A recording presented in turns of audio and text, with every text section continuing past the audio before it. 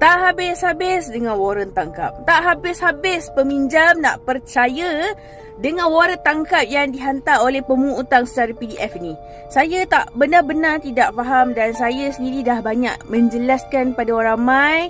Dah FYP dah video tu bagi tahu waran tangkap macam ni adalah palsu. Waran tangkap macam ni pihak polis sendiri saya punya kawan sendiri pihak polis pun dah bagi tahu ini adalah waran palsu.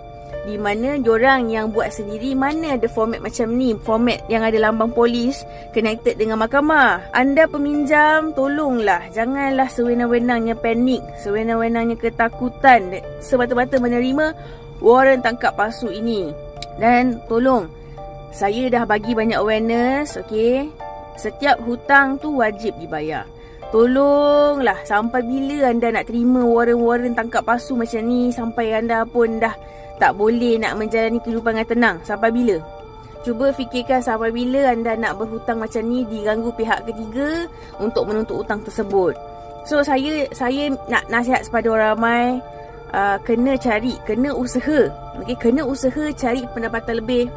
Kena usaha mungkin mengumpul duit, menabung duit untuk selesaikan sesuatu hutang yang anda dah hutang. Contoh hutang lapuk. Hutang lama ni kan amount kecil, tapi interest dia accumulate. So kalau hutang semasa ni pula mungkin jumlahnya besar.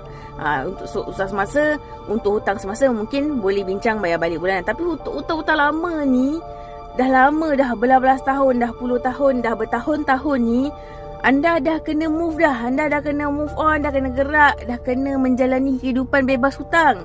Anda dah kena hidup dengan tanpa hutang, bukan bertambah hutang lagi nak tutup hutang lama. So nak this one is like syarikat motor, syarikat kredit. Bank-bank takkan guna waran tangkap macam ni. Saya tahu semua perkara mengenai finance ni. So tolong peminjam, jadilah peminjam yang ada knowledge, yang ada ilmu pengetahuan. Jangan sewenang-wenang percaya dengan ugutan palsu macam ni. Jangan sebenarnya percaya dengan ugutan palsu macam ni. Dan tolonglah, tenang-tenang, okey?